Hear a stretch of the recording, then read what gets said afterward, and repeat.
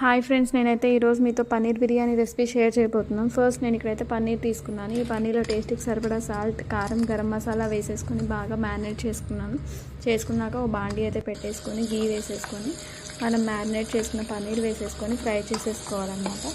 ఈ పన్నీర్ని మనం ఎంతసేపు ఫ్రై చేసుకోవాలంటే లైట్ బ్రౌనిష్ కలర్ వస్తే చాలు.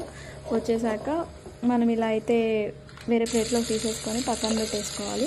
ఒక గిన్నె పెట్టేసుకొని గిన్నెలో ఆయిల్ వేసుకొని బిర్యానీ దినుసులు అలాగే కట్ చేసుకున్న ఉల్లిపాయ, పచ్చిమిర్చి వేసి 1 టేబుల్ స్పూన్ అల్లం వెల్లుల్లి పేస్ట్ వేసి బాగా మగ్గిపోయాక టమాటా కూడా వేసి మగ్గిపోయాక టేస్ట్కి సరిపడా salt, 1 table spoon biryani masala, coriander powder, అలాగే గరం మసాలా వేసుకోవాలి.